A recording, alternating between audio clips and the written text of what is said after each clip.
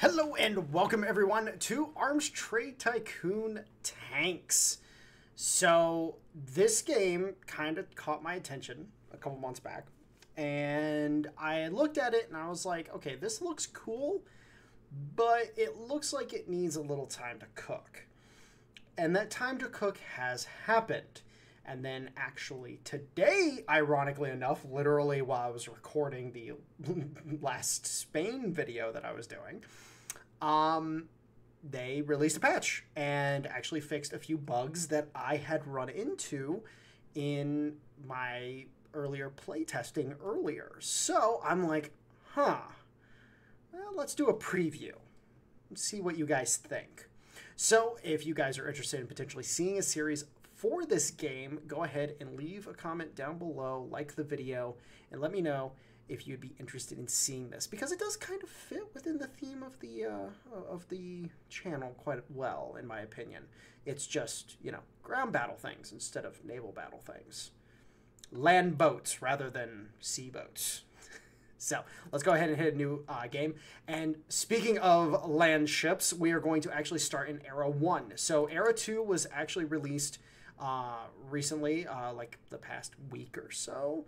However, I want to play in Era 1 and progress through to Era 2 because I really like old style tank design, the land ship era. This era is actually one of the most interesting because it saw some of the most interesting concepts of the early designs. It's the same way that I feel towards early airplane design. A lot of really cool concepts that, you know, might have not been too good, but interesting to just think about and see in practice. So we're going to be starting in Era 1, moving on to Era 2 as we progress. So we're going to have a good time. So just going to go ahead and read this off real quick. Britain was the first country to invent the tank, and since then was among the leaders in tank design. During the First World War, the development and usage of tanks was a crucial aspect of their military strategy as they sought to create armored vehicles that could break through enemy lines. The pioneering Mark I tank was one of the first armored vehicles put into combat use, while the later Mark V and Mark VIII models incorporated the important improvements in firepower and mobility. The nimble Whippet medium tank also played a key role in British armored operations on the Western Front. As the war progressed, each new generation of British tanks represented important advancements that strengthened their armored forces and contributed to the eventual Allied victory. Also failing to mention that the Brits, you know, acknowledged that the French were better at tanks than them. Sorry, it's just true. There was a lot of people realized really quickly. The land ship guys didn't realize it, but the non-land ship, the cavalry tank guys, as they would be referred to later, the cavalry tank guys realized, like, hey, those little FCs are actually really fucking useful. Your game starts at the dawn of the tank era when there is little to no understanding of tank warfare from the major nations. You have already unlocked a few key World War I era technologies that will allow you to construct your very first tank. Your resources and capabilities are sufficient to produce your initial tanks, but you'll need to secure more resources and staff in order to expand your business. As one of the few tank designing companies, your diplomatic relations with the United Kingdom have been boosted to Tier 2 status, granting you some leverage and influence in the forthcoming negotiations. So let's go. Now, Era 1 does have a built-in tutorial. I have not seen a way to disable it. Let's go ahead and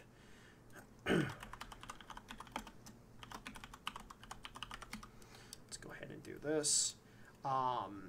Actually, let me see if there is a way for me to disable the tutorial.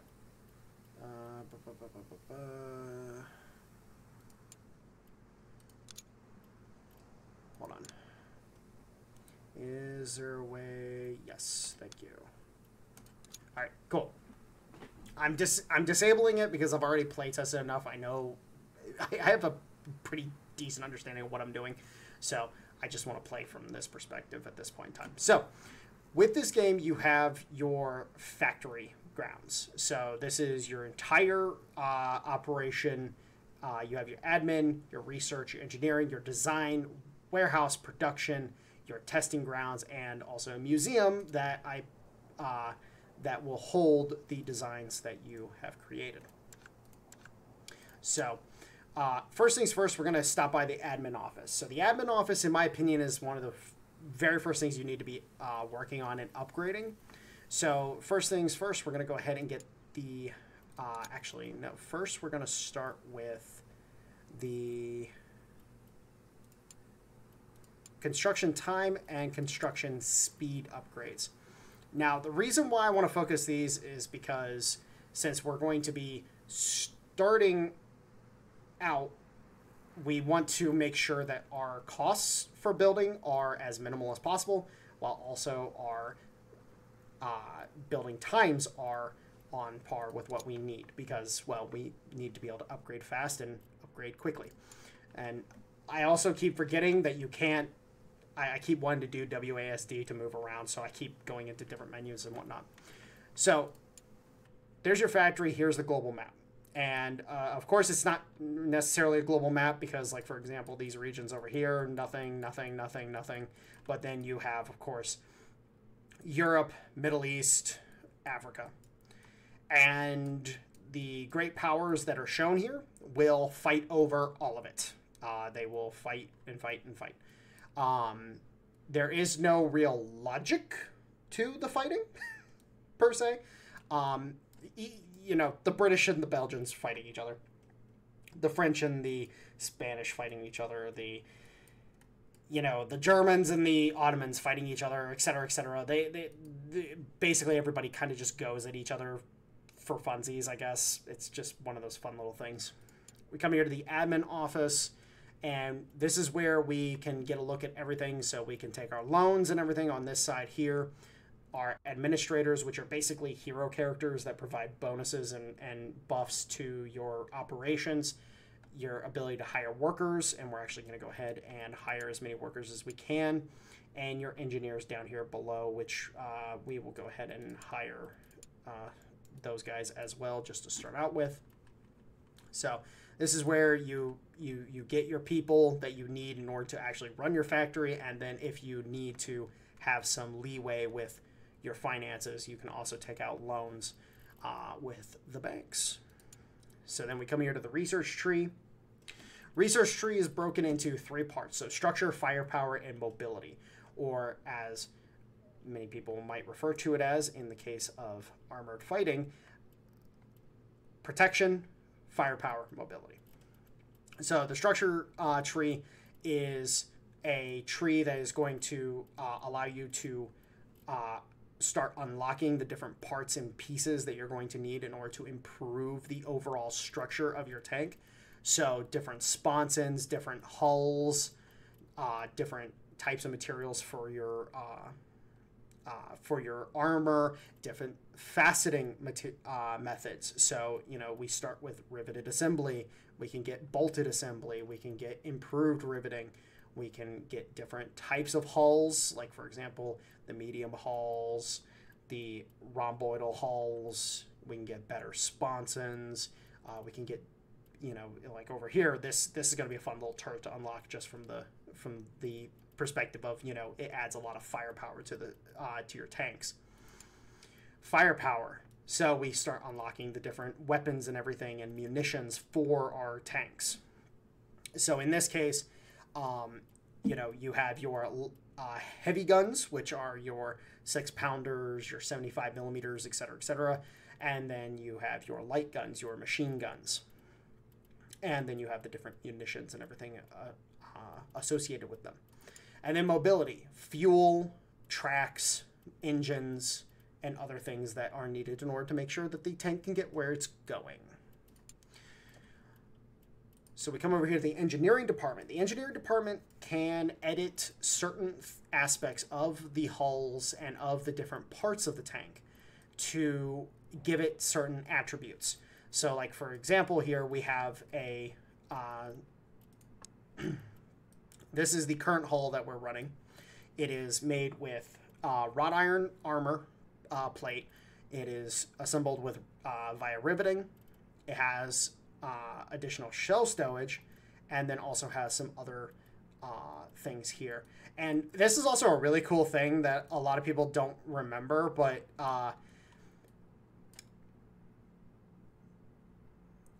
the whole cage idea on top of a tank is not new.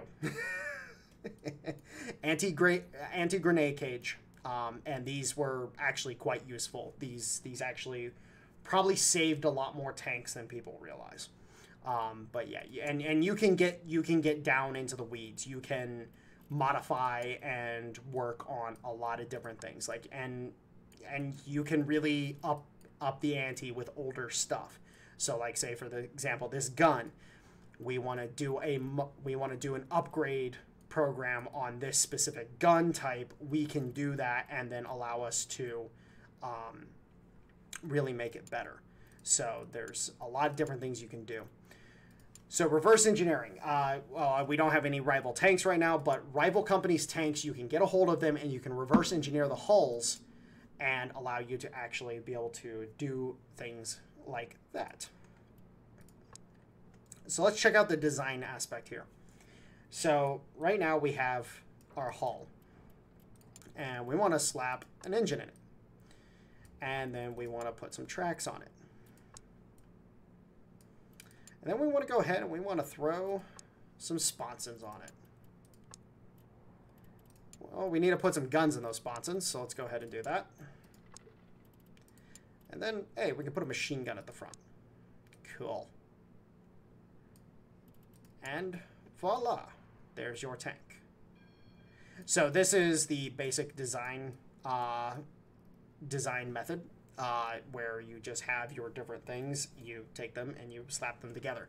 Now you can get really complicated and really technical with it by going in and editing things through the engineering department to really make it optimized or a specific type of tank. Like you want to make it, you know, specifically tuned for firing on the move, or you want to make it tuned to be a bit of a stop and shoot kind of tank where it's on the move, it can't hit the broadside of a barn, but if you stop and you actually dial in the gun, you can fucking hit a target at, 3 miles. So on and so forth. You also have to outfit the crew. The metrics for the crew, the more points you have here, the closer you have to get to those points. So in this case, the commander here, he outfits 4 points, so he gets almost to that 5th point, but not quite, but it allows him to outfit that. And then same thing with driver, hits that 4-point mark, and then so on and so forth. The closer you are to maxing these points out, the more efficient the crew is going to be, and the more efficient the tank is going to be. So let's come over here to the production side of things. So over here is the production. We can go ahead and we can actually produce our tanks here. And it will tell you what each tank is needing in order to be built. It will also tell you the number that you have in contracts and how many you have in stock. You can build tanks and have them in warehouse ready to send out on contracts. However, you have to be mindful, because your old tanks, if you have any in stowage, might end up falling out of favor in lieu of newer tanks. The warehouse resource side of it. So you have your different resources. So we have iron, medium carbon steel, rubber, high carbon steel, glass, rare metals, ceramic, plastic, and composite. Each of these resources is going to be available from different places. So we have Oceania, Europe, Asia, Middle East, Africa, and North America. Each of these are going to have different levels of prices, and they're going to have different reliability on being able to get to you on time. So in this case, we have a delay probability of 50%, and the potential delay length is 5 days. In the case of something like Europe, we have a delay probability of 25%, and it's a higher reduction, or it's less days of a delay at 2. If we come over here to Africa, for example, it's 75% chance, 10-day delay. So if you're trying to build things quickly or trying to order in supplies quickly because you need to fill out an order and you just need to get resources. Sometimes ordering the more expensive stuff from the places that you're, ordering from. Like, say, for example, Europe wouldn't be your first choice. Order from North America. But if you're just trying to fill in your warehouse for the future, ordering from Africa, where you're going to get some of the best prices, ain't necessarily a bad idea. Then, of course, we have the tank warehouse. This will allow you to go ahead and ship out your different vehicles. Note you have your logistic companies, and logistics companies have the same mechanic where they have their speed in which they deliver, the safety, this is the chance of them being delayed, and how much they will charge per unit to ship, and how much they can ship at once. So, as you can see, this company right here, it'll take them 10 days. They have basically a 50% chance of a delay. It's $1,000 per tank, and they can ship 50 tanks at once.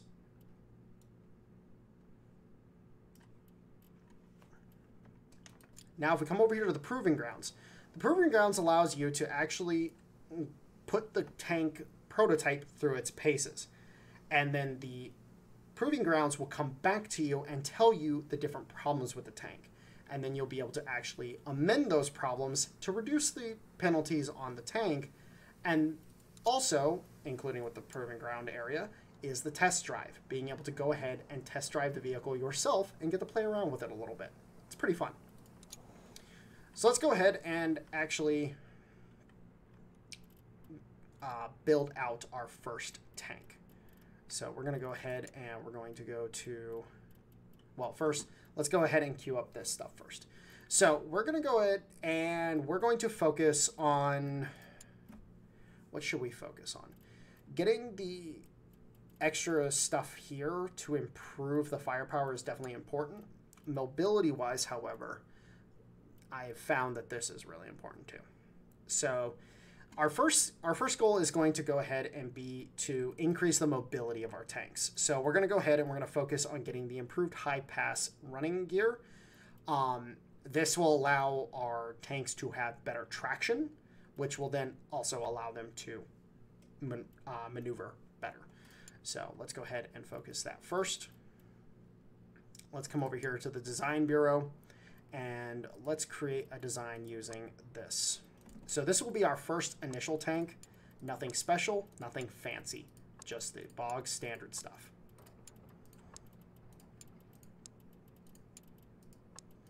So, simple Land Cruiser, 2 sponsons on the left and right with 6-pounder guns with a Lewis machine gun in the forward hull.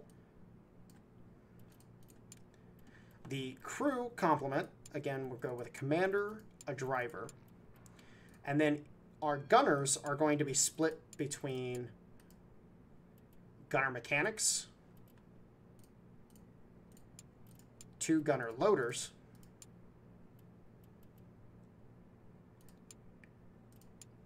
and then a loader,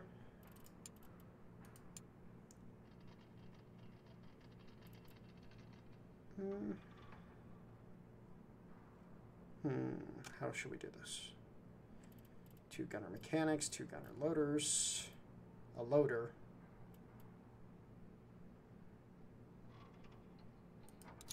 oh, yeah. Let's do loader, gunner,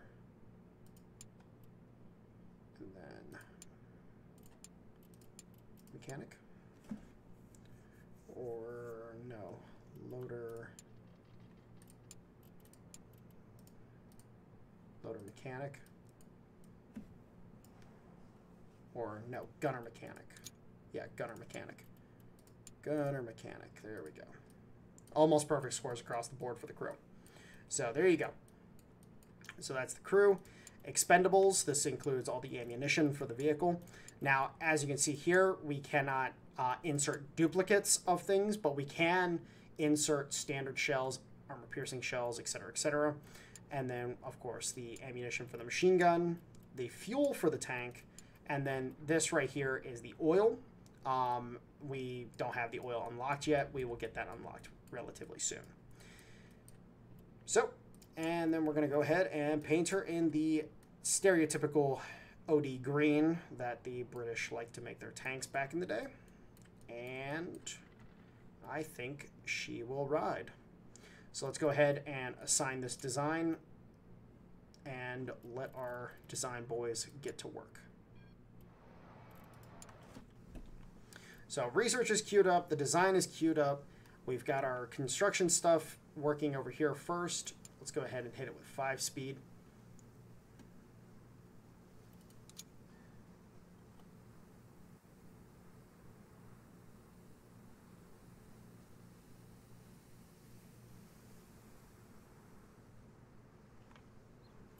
So here's the new structures that we built. All right, so now that we got those built, let's go ahead and build out the rest of the buildings that we're going to build out. So we're going to build out the... Oh, why can't I build this out? What's going on? What? Am I maxed out on slots already? Oh, I'm maxed out on slots already. Interesting. I thought I... Well, fires are more important. Well. Okay, well, I'd rather eat the maintenance costs than not have any medical. So let's go ahead and work this stuff out. So we're going to want the sub-assembly line, which will aid in our assembly focus.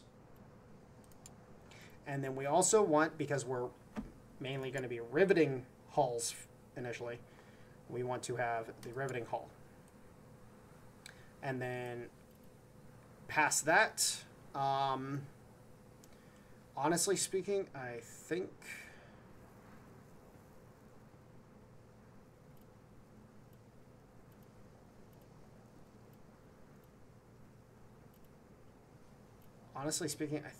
getting the ergonomics office might be a good idea too, but we'll hold off. We'll hold off for right now. Research Bureau, let's go ahead and get this. So the Research Bureau has focuses on certain things across the board. So your different like areas, structure, mobility, focus, firepower focus, etc. So let's go ahead and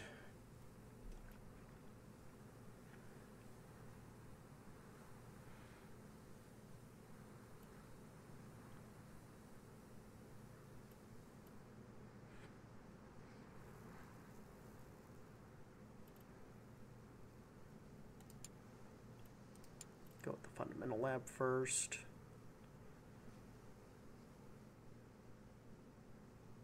To the breakthrough lab, or the breakthrough bureau.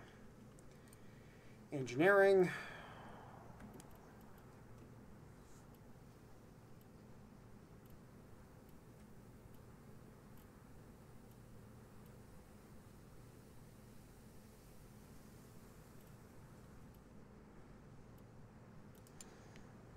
Let's go ahead and do breakthrough, and let's do reverse engineering. Because reverse engineering, if we get a hold of some stuff, is going to be a good thing. All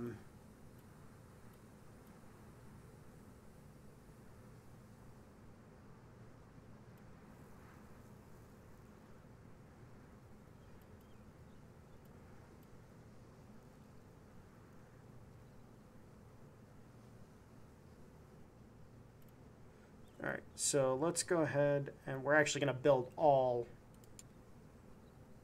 of these facilities. So I definitely want the design department.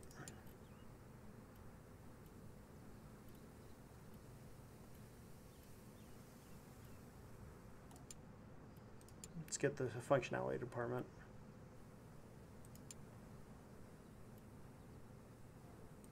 Let's get the compliance office, and then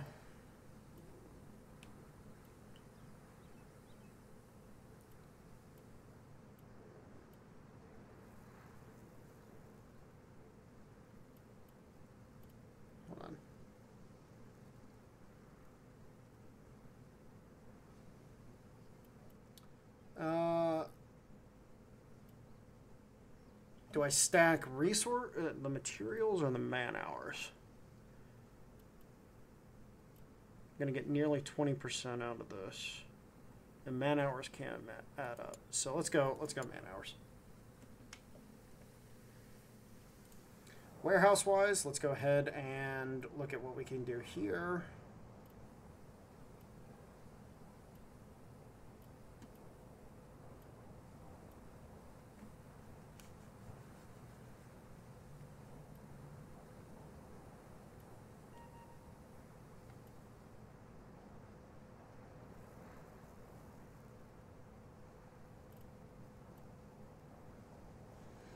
You know what? We'll hold off on doing anything here, I think. Yeah, I think we'll hold off on doing anything there for right now.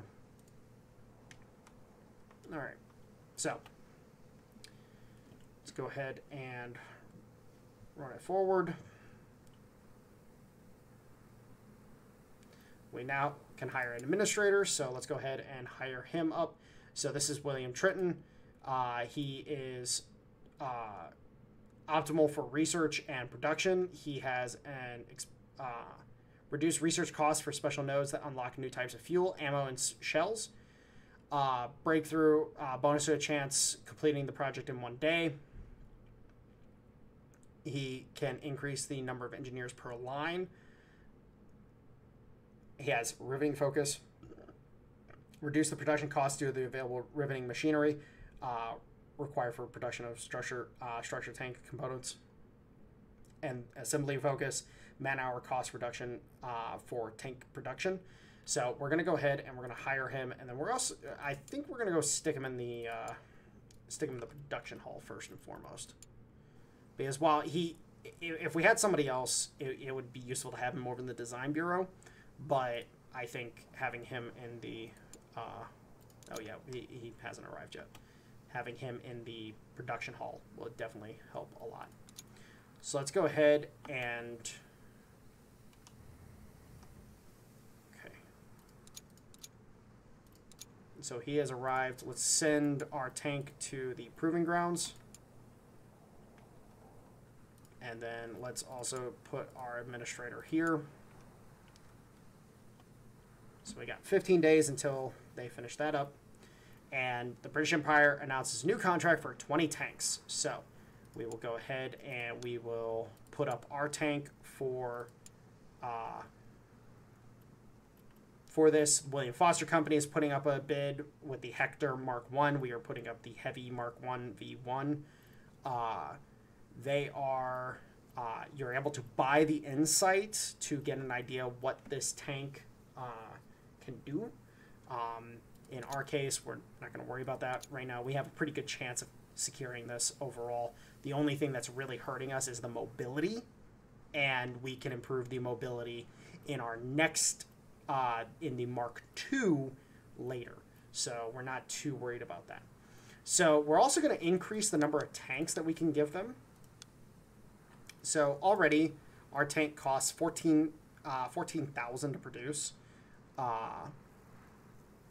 Over here, so you can see this. So here's the resources that are going to be required, the man hours that are going to be required, and the cash involved. So we can go ahead and say, hey, we can build you more tanks, which we're going to do, just so we can make some more money. And then we're going to see if we can potentially, was it 14? Yeah, okay. So that's well over 10,000 premium, 10,000 premium on the tanks. So definitely going to make a good amount of money off of this. Let's go ahead and submit the bid for the contract. I keep doing that. I keep wanting to move around. All right, and we got the bid. There we go. All right, cool. So 7 days, this will be complete, but we're going to go ahead and we're going to, you know, we build things. We don't optimize on the first run. So we're going to go ahead and we're going to build the Heavy Mark 1 V1. So again, we go ahead and queue up the 30 that we need here. It will cost us 25,530 iron, almost 19,000 medium carbon steel, 6,400 rubber, 6,400 high carbon steel, 660 glass. So these are all the resources that we're going to be using in order to build this contract out. So let's go ahead and then bounce on over to the admin hall. Oh, wait, not that. Let's see if we can hire some more people.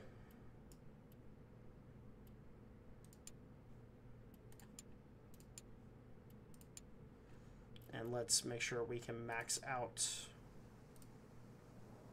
this production line with people.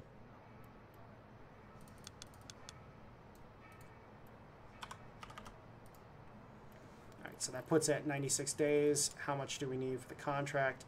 101. Ooh, I probably should have boosted that. Ooh, that's a problem.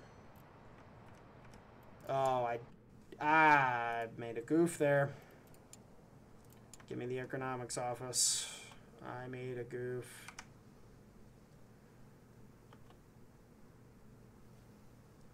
I done goof, chiefed. I done goof.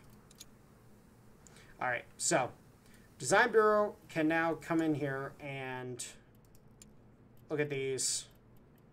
We can go ahead and click over here. We can see all the amendments that need to be made. Extra power losses, inefficient vibration dampening, insufficient structure rigidity, loose joints, weak track tension, blocked evacuation path, etc., etc. So we can go ahead and we can spend 45K to amend these, to fix these, to make it so that these penalties are not nearly as high. That way, our first run of tanks, not going to be so great. The second run of tanks, they're going to be a little better off. So go ahead and do that. And then let's come over here to the test range.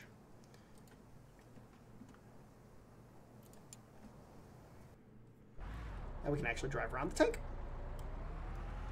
This is a cool little function in this game. I like the fact that they do have a proving ground where you can actually drive your tanks. So here's our little land ship, and in reality, this is one of the smaller land ships. These tanks got exceedingly big later on. The classic example is the Tog.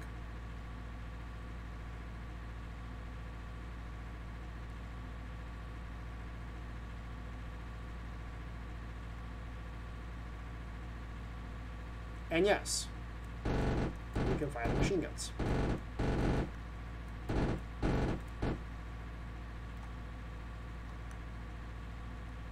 right, up and over.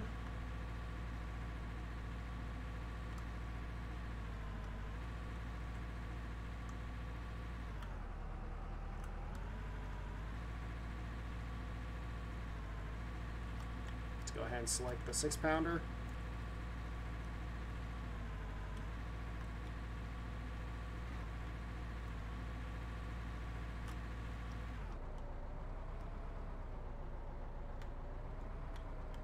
Doing?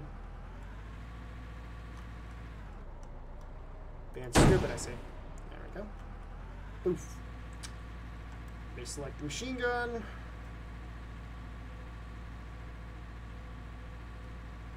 And turn and suppress.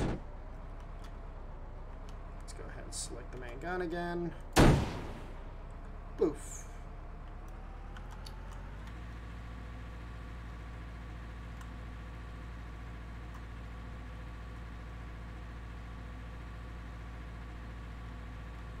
Now the vehicle models are, I'd give them a 7 out of 10. They look pretty freaking solid for this type of game. The actual driving model, you know, its interaction with the ground and everything, could use some work. Oh, they flattened this out a little bit right here. That was a lot steeper.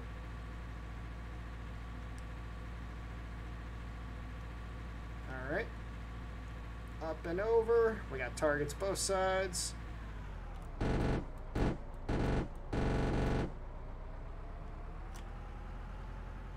Oh, I'm coming for you boys too. Don't worry. There we go. Turn around. Take off. Now, if you're thinking, hey, this seems a lot faster than what these tanks would actually have moved, you would be relatively correct. They weren't fast. This is somewhat more the lighter versions. Or not the lighter. Ooh, okay, well. Up and over, boys, up and over.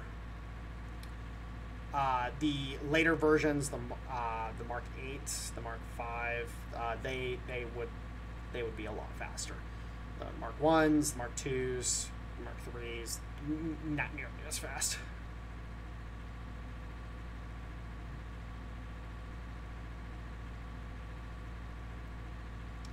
And skadoosh.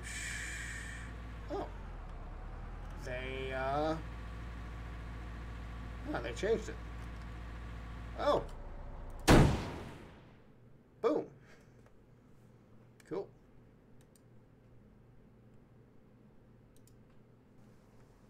Awesome. There we go. All right, and that's the test drive. So now we really need to focus heavily on lots of upgrades. Let's actually check in on the production hall real quick. So 73 days, we have 93. So luckily the upgrades coming in and helping reduce the build times, really helping out. All right, so we got some research done. Let's go ahead and head over to the research center. So that got us our improved tracks, which will go into what we will call the Mark II, the heavy Mark II. And then we're going to go ahead and we'll keep the same engine that we're using in the Mark I, because this engine right here, not necessarily, this is more tuned for the Whippet tank, the medium tank, not the heavy tank. This would be the one we would use as the upgrade for the heavy tank. So this will be saved for in a bit. We're going to go ahead and get the truck fuel unlocked, and then we'll be getting the crude oil. And then this will get researched to go into the later Mark III variant, which that will be this one. So the Mark II will be this. Mark III will be this. Mark 4 and 5 will be this. Yeah. That's how we'll roll. That's how we'll roll. So, Holt and Hornsberry, tractors studied. The British Army is enacting a study of tractor design to direct future development of special interest. To them are the Holt and Hornsby design, the former being powerful while the latter uses sophisticated track and differential systems. This news may be frustrating to one Sir David Roberts, engineer of the Hornsby company that already showcased them to the military on numerous occasions, only to be rebuffed by the Royal Artillery officers qualifying horses to be far superior in every condition. Oh yeah, I'd be pissed too. It's actually really funny because one named Adolf rebuffed his officers for the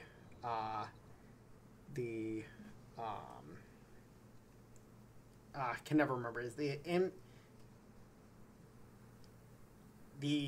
MKB, MKZ, MKB 42, later known as the STG 44. He rebuffed his officers because bolt actions were the only way. They were more reliable, and a gentleman's rifle, and then The old Adolf got a hold of an SGG-44 and actually tried it, and then he fell in love and then ordered them to make more of them. Yeah. Yep. Stupid people. Stupid people in high places.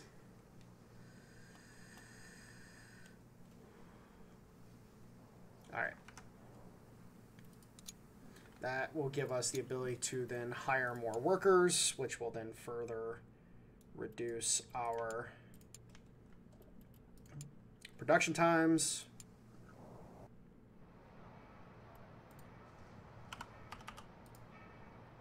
$13 days. Oh, we're finishing way ahead of schedule. Very nice.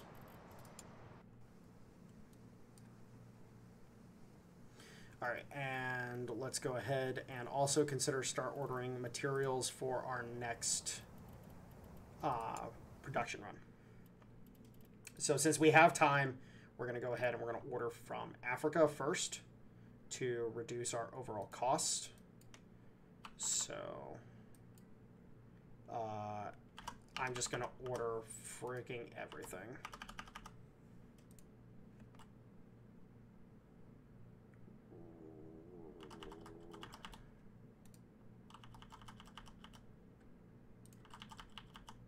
Yeah, we're just going to order literally everything.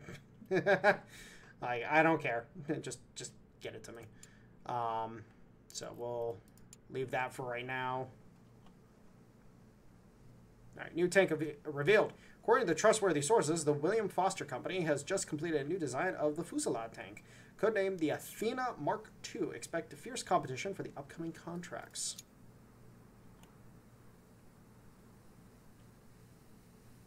New tank revealed. According to the trustworthy sources, the Dulmer Motorin Genscheslav, whatever the fuck, has just completed a new design of the Rationalized tank, codename Fenrir Os A. Expect fierce competitions for the upcoming contracts. So this is a German company. I think the last one might have been, that last one should have been British. Yeah, I don't care that they're going to be late because it doesn't matter. Colonel Estien's appeal. French Colonel Jean-Baptiste Eugene Estien has today made an official statement to the officers of his regiments. Gentlemen, victory will belong to the first nation able to put a 75mm gun onto an all-terrain vehicle. Colonel Estien has already called for the rapid development and deployment of so-called gun-carrying caterpillars. It has also requested that France follow in Britain's footsteps, studying Holt as well as Hornsbury designs. All right, so we have new tank. This is Snyder at Sea. I believe that's French. All right, let's head over to the... I keep wanting to click on the... I wish you could do that, where you click on the... Let's go over here, and let's go... how long? 37 days, so we can literally go the cheapest fucking options. And which works out because they can only ship 30 vehicles. So let's go ahead and ship those 30 out to the British.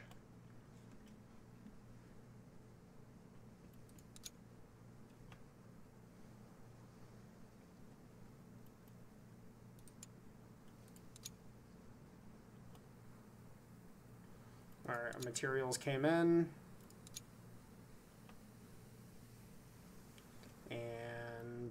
New tank adopted. France has embraced a groundbreaking stride in military doctrine by incorporating a novel tank type Nest Buster tank into its arsenal. This momentous development signifies France's unwavering dedication to technological innovation and its resolute pursuit of tactical superiority on the battlefield.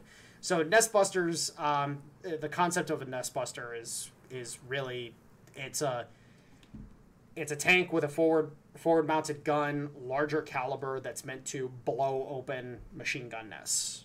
That's the concept with these. And as you can see, it's armored. It's got the main gun up front here like this, and then boom, you know, it can pop open machine gun nests. So completed the contract for 1 battalion heavy armor corps. So that's 30 tanks, and we got our first payday. So that's very, very nice. And now at this point in time, this is the game. This is what we do. We're waiting for the contracts to come in. We're going to go ahead and we're actually going to order in more supplies. We have plenty of high carbon steel, plenty of rubber, plenty of glass. I want to order in another, I'd say, if we can, I would like to order in a lot more iron, a lot more carbon steel.